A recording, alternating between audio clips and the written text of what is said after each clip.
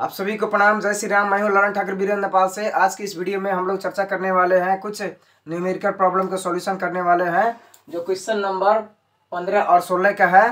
तो क्वेश्चन का problem solution करने से पहले हम लोग सबसे पहले 3 गोल्डन रूल जो है उसको हम लोग फिर रिकॉल कर लेते हैं, रिमेम्बर कर लेते हैं, याद कर लेते हैं, समझ लेते हैं फिर एक बार।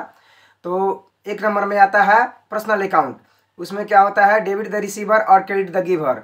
2 नंबर में आता है रियल अकाउंट। रियल अकाउंट में क्या होता है, व्हाट कम्स इन डेबिट और व्हाट गोज आउट क्रेडिट। उसके नंबर में 3 नंबर में आता है नॉमिनल अकाउंट। नॉमिनल अकाउंट में क्या होता है, all expenses are share DR और all income and gain are share. इसी 3 गोल्डन रूल के आधार पर आप जर्नल एंट्री का कोई भी प्रॉब्लम सॉल्यूशन आसानी से कर सकते हैं। अगर ये 3 गोल्डन रूल आपको दिमाग में नहीं याद है तो उसको बार बार प्रैक्टिस करने का प्रयास करें, याद करें, और याद करने के बाद में प्रॉब्लम को सॉल्यूशन करें। और चलिए हम लोग देखते हैं कि 16, 15 और 16 क्वेश्चन नंबर का हम लोग सॉल्यूशन देख लेते हैं। तो ये बुक है अस्मिता पब्लिकेशन किताब का। क्वेश्चन नंबर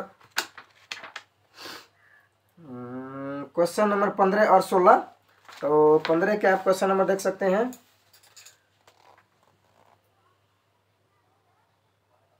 आसानी से देख सकते हैं।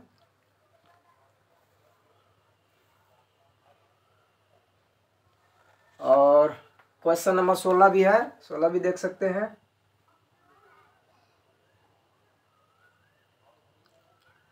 यही क्वेश्चन का हम लोग आज सॉल्यूशन करने का प्रयास करेंगे, देख सकते हैं आसानी से। तो चलिए हम लोग देखते हैं इसका सॉल्यूशन अब क्या होगा।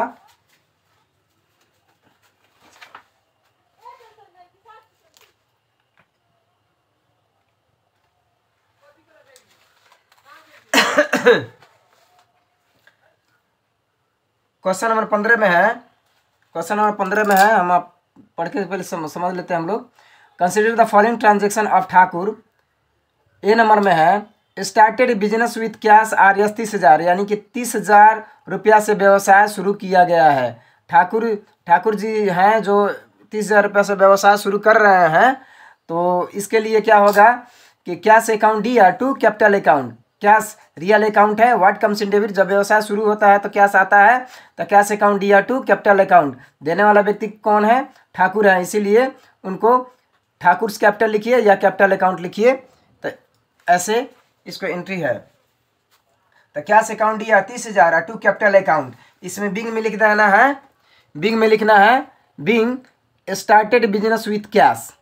उसी तरह है बी नंबर में, purchase goods cash purchase R S 1500 and credit purchase R S 2500, यानी कि नगद में 1500 को खरीदा गया है और उधार में 2500 के। तो दोनों मिला के 4,000 के हम लोग सामान खरीदे हैं। तो जब सामान खरीदते हैं तो संपत्ति आता है। तो what comes in debit, real account के हिसाब से डेबिट हो गया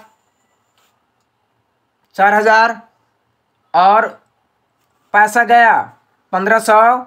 और उधार हम लोग खरीदे हैं, तो इसमें नाम तो नहीं दिया है, तो उधार जिससे खरीदते हैं उसका नाम नहीं दिया रहता है, तो उसको लिए हम लोग क्या, क्रेडिटर का हम लोग नाम लिख देते हैं। तो परचेज अकाउंट डी आर 4,000 और टू कैश अकाउंट 15,000 गया, वो हो गया और टू क्रेडिटर्स अकाउंट 2500।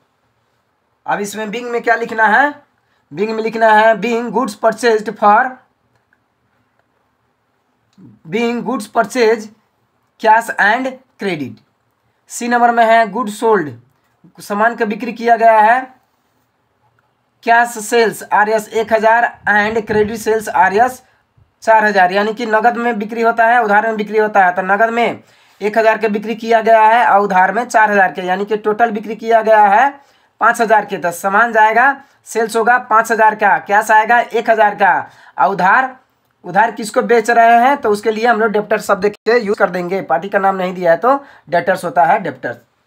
तो इसमें लिख देना है cash account D are 1,000, debtors account 4,000 और टोटल सेल्स है 5,000, 4,000, 1,000, 5,000 रुपया। 1,000 का नगद हुआ है, 4,000 का उधार हुआ है और टोटल सेल्स हुआ है 5,000 का।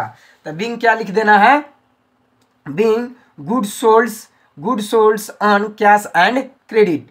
उसी तरह है डी नंबर में वेजेज पेड आरएस 800, यानी कि wages account D R to cash account, wages company के लिए खर्च हो गया इसीलिए डेबिट होगा नॉमिनल अकाउंट के हिसाब से, all expenses or losses are D R, and cash जाएगा, कंपनी से पैसा जाता है इसीलिए कैश रियल अकाउंट है, तो व्हाट गोज आउट क्रेडिट, तो कैश जा रहा है तो इसीलिए उसको क्रेडिट होगा, तो wages account D R to cash account.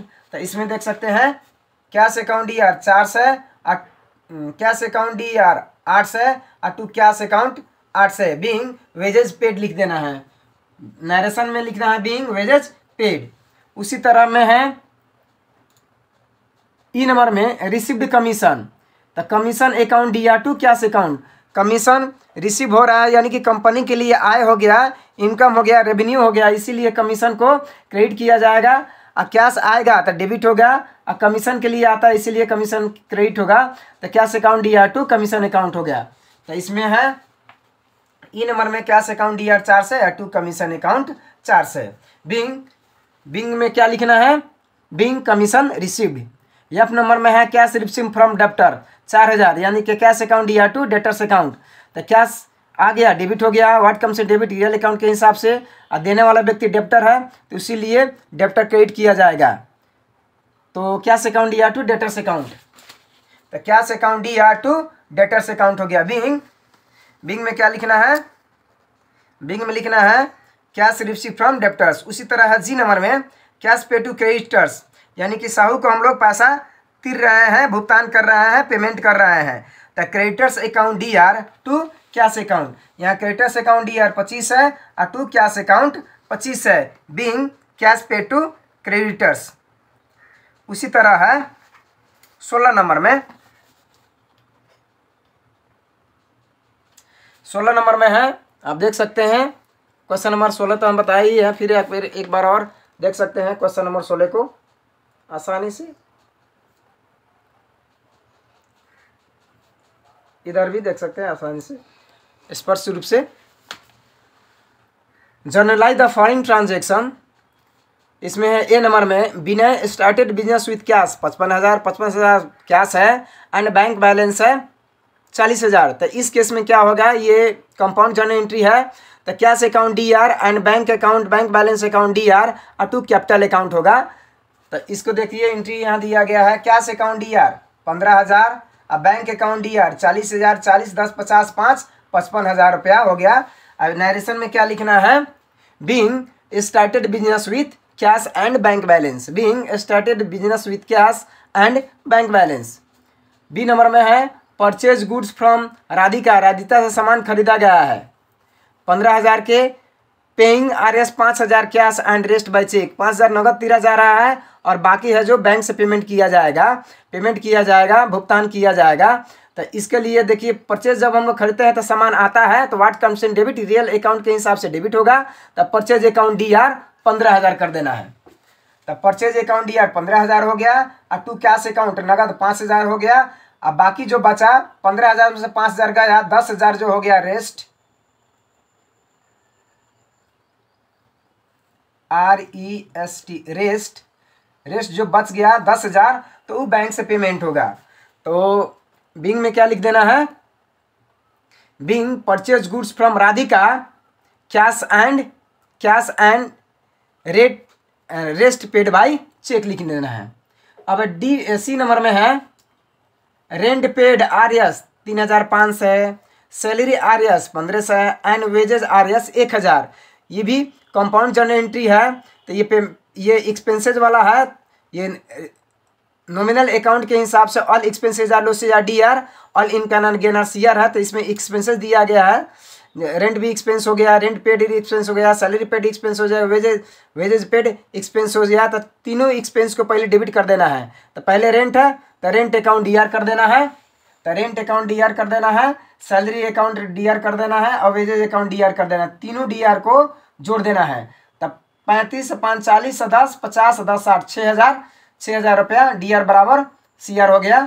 अब इसमें नरेशन क्या लिखना है, नरेशन लिखना है paid for rent salary and wages. उसी तरह है डी नंबर में परचेज गुड्स फ्रॉम राहुल से सामान खरीदा गया फॉर RS 10,000 10,000 का खरीदा गया है, 40% कैश एंड 60% क्रेडिट, यानी कि 10,000 का 40% हुआ 4,000 एंड 60% हुआ 6,000, तो सामान खरीदा गया टोटल को 10,000। तो इसका एंट्री होगा परचेज अकाउंट ईयर 10,000, टू कैश अकाउंट जाएगा 4,000, और टू राहुल से हम लोग उधार ले रहे हैं, उधार खरीद रहे हैं, तो इससे ये क्रेडिटर हो गया राहुल अकाउंट, नाम दिया था राहुल अकाउंट 6,000, तो 6 या 4 10,000 क्रेडिट हो गया, 10,000 यहाँ परचेज डेबिट हो गया। अब बिंग में क्या लिखना है, being goods purchase from Rahul cash and credit. इसी तरह है ई नंबर में purchase goods from Rita, purchase goods from Rita से सामान खरीदा गया है RS 10,000। ई नंबर में purchase goods from Rita for RS 10,000 and made partial payment 7,000, यानी कि 10,000 का सामान खरीदा गया रीता से और उसको पेमेंट किया जा रहा है सिर्फ 7,000। अब बाकी जो 3,000 है तो उनसे उधार लिया जा रहा है। तो इसको एंट्री देख सकते हैं ई नंबर में परचेज अकाउंट ईयर 10,000 परचेज अकाउंट ईयर 10,000, कैश जा रहा है 7,000 के, और टू रीता अकाउंट है 3,000 के। तो बिंग इसमें क्या लिख देना है, being goods from Rita and made a partial payment 7,000।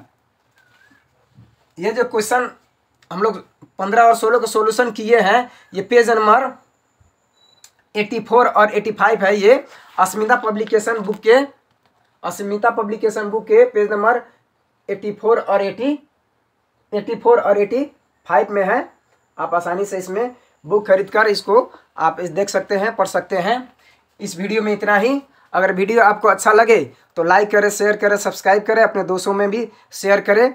और कोई भी कन्फ्यूजन होता है तो मेरा नंबर है व्हाट्सअप नंबर 9801 1830 में हमसे संपर्क करके अकाउंटिंग का कोई भी प्रॉब्लम हो सॉल्यूशन करवा सकते हैं। वीडियो देखते रहिए, खुश रहिए, धन्यवाद।